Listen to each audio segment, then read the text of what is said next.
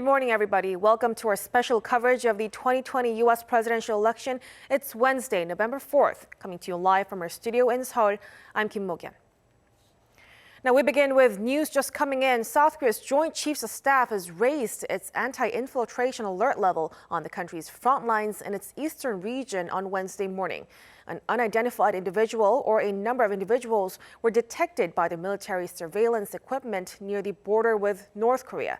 The details, however, including whether they're from North Korea, are not immediately known. We'll have more details about this in a later newscast.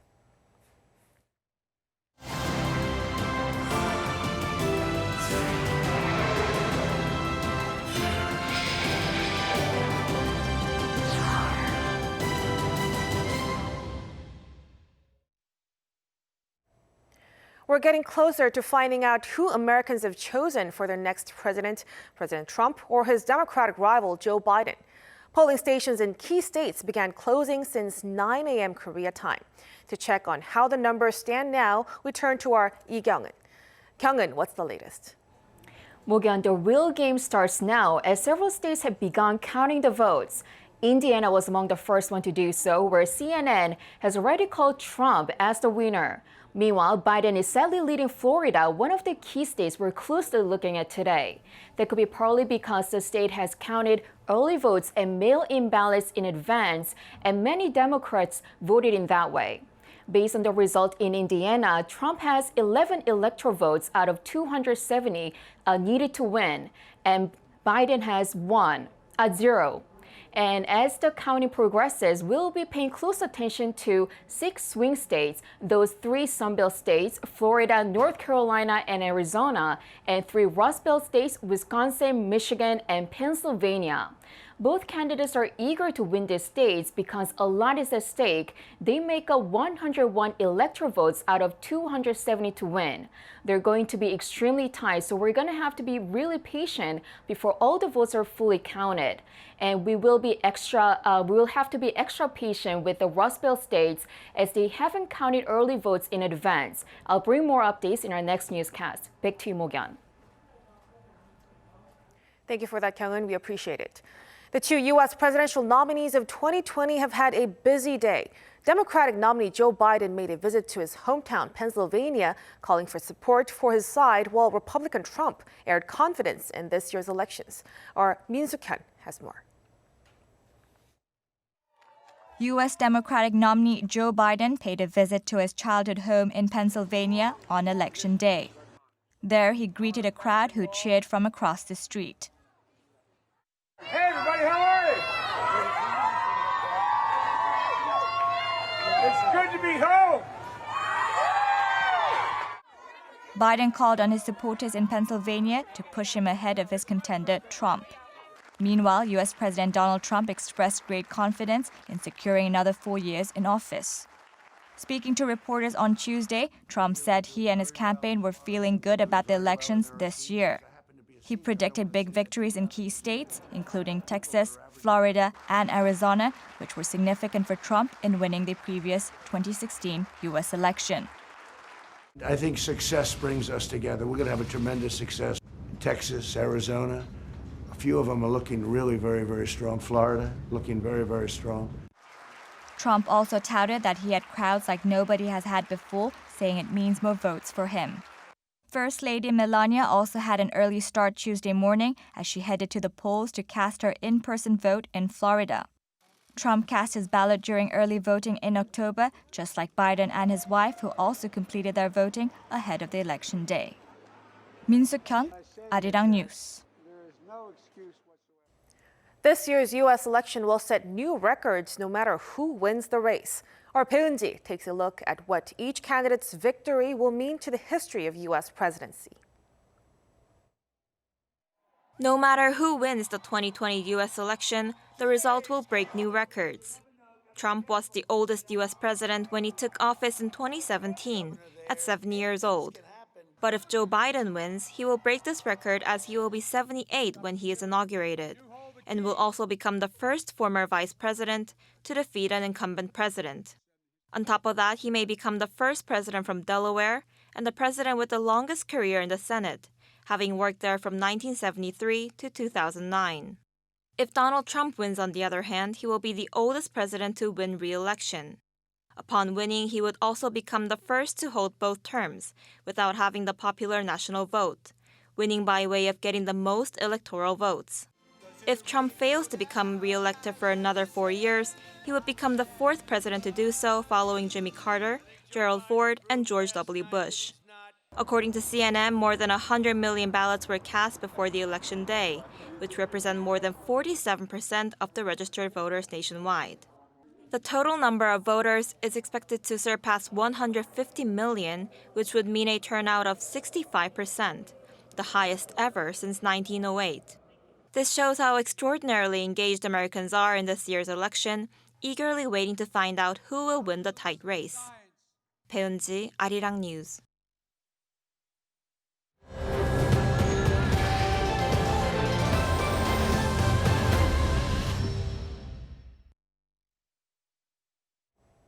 On the COVID-19 situation here in South Korea, the country reported 118 new cases on Wednesday, returning to triple digits again.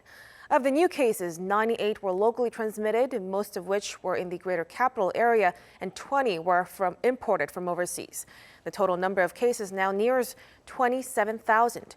2 additional deaths have been reported, with the death toll rising to 474.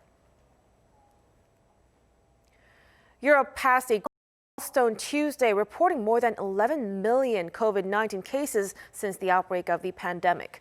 In a move to contain the rapid resurgence of the virus, countries across Europe are reimposing stricter measures, with some declaring lockdowns and curfews. Our Choi Min-jung reports.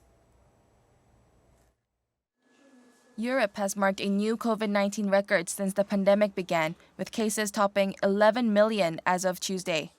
According to AFP's latest tally, the grim milestone is followed by almost 285,000 deaths.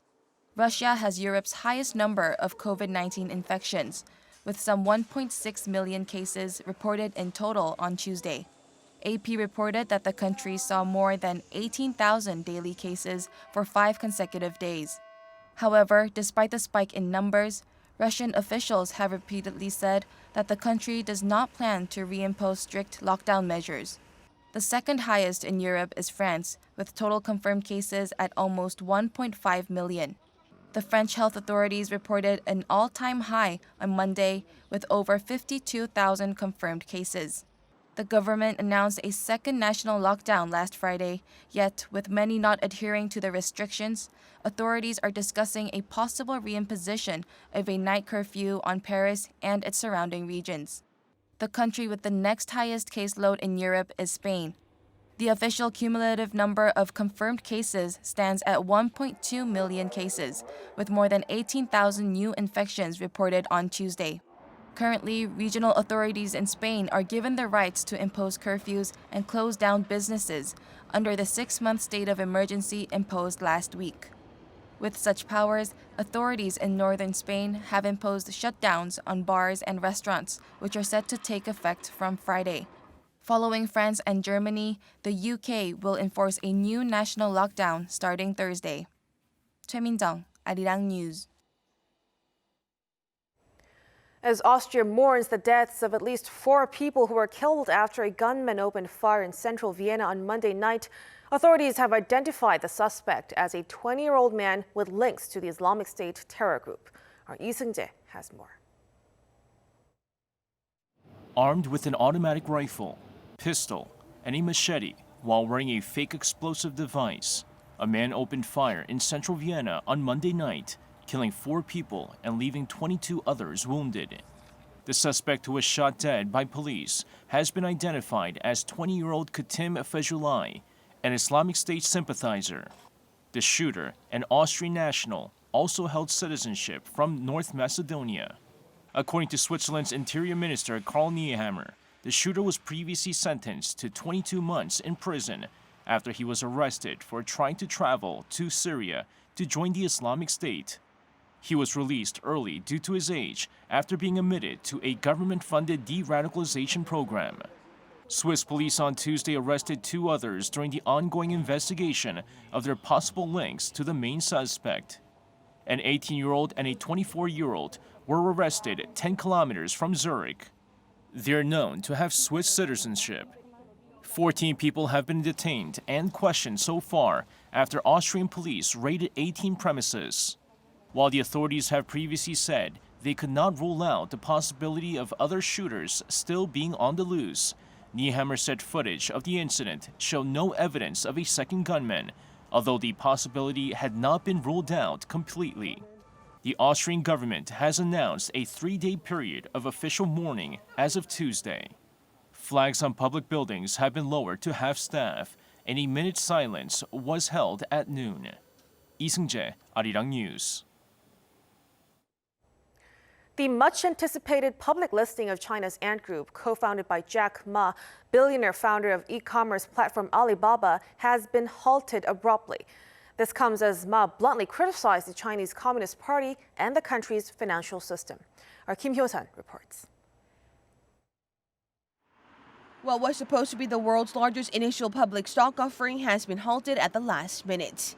This comes as Chinese authorities suspended the IPO of Ant Group, a Chinese financial technology company that was set to go public on Thursday. The IPO was expected to raise some $37 billion and boost the company's market value to over $300 billion. However, the Shanghai Stock Exchange said Tuesday that it had postponed the company's listing due to, quote, major issues without elaborating. According to Ant Group, its IPO has also been suspended in Hong Kong.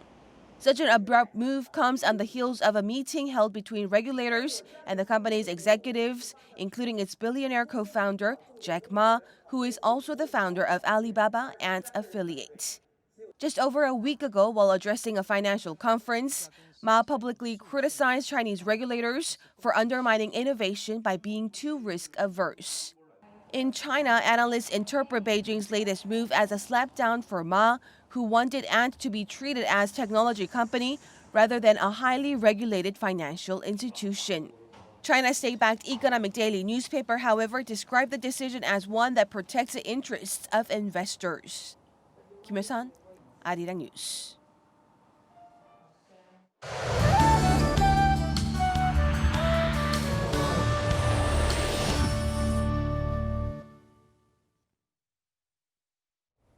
Good morning. What a cold start to the day we had earlier. In fact, northern central regions had a winter freeze and the sharp winds, which made it feel a lot colder than the thermometer was showing. The capital also had lows just above the freezing mark this morning. The highs, though, will rise a couple degrees higher than what we saw Tuesday. Then the strong autumn cold front will pass by tomorrow afternoon, leaving the readings to return to the season norms. But do notice the wide temperature swings, so we do need to take well care of ourselves. Taking a closer look at today's highs now, Seoul and Chuncheon will get up to 11 degrees. Busan and Jeju will be tad balmier, topping out at 15 degrees this afternoon. Sunny skies nationwide, but dry weather advisory is in place for many eastern parts of the country. Central western regions and Jeollabuk-do province could see rain at the end of the week. Then readings will drop to the chilly side again from Sunday. That's Korea for you, and here's a look at the weather conditions around the world.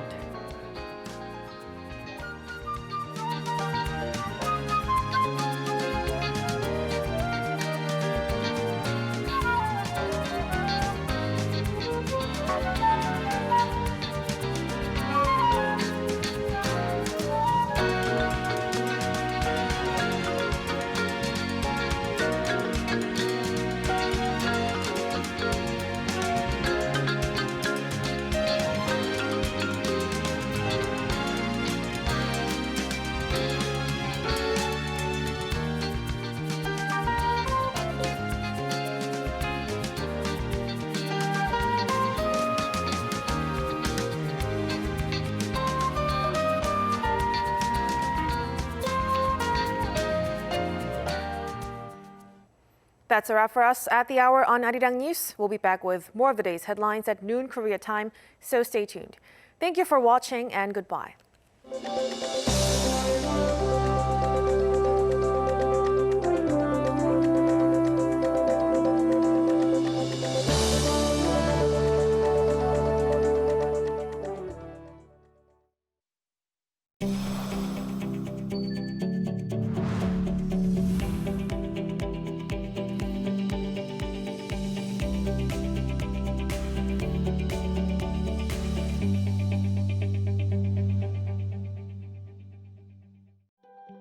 Starting on October 12th, social distancing measures will be lowered from level 2 to level 1 across the country.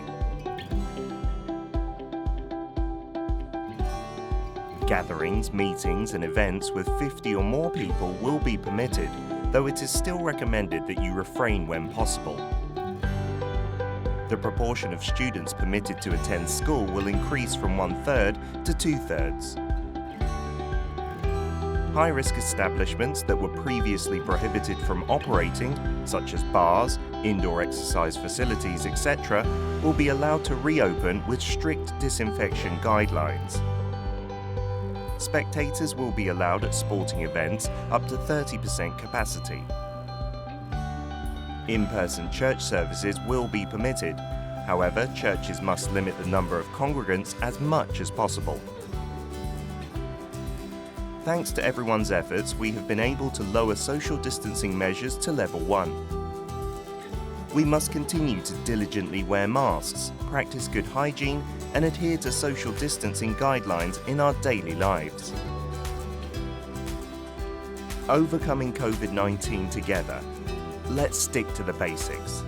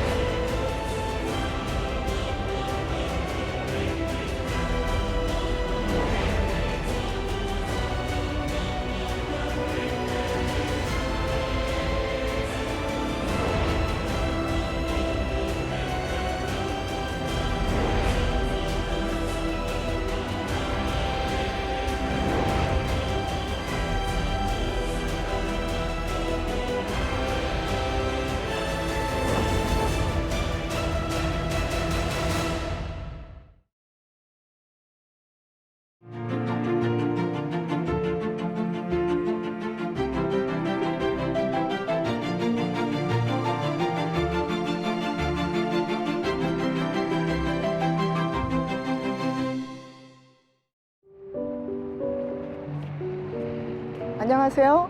서울도서관 관장 이정수입니다. 여러분 혹시 서울형 책방 들어보셨나요? 서울시에서는 책방을 서울형 책방으로 선정하여 동네 책방 활성화 사업을 추진하고 있습니다. 시민들에게 보다 책방을 홍보하기 위하여 온라인 플랫폼 서울형 책방을 오픈하기도 하였습니다. 자, 그럼 지금부터 저와 함께 우리 서울형 책방으로 함께 떠나보겠습니다.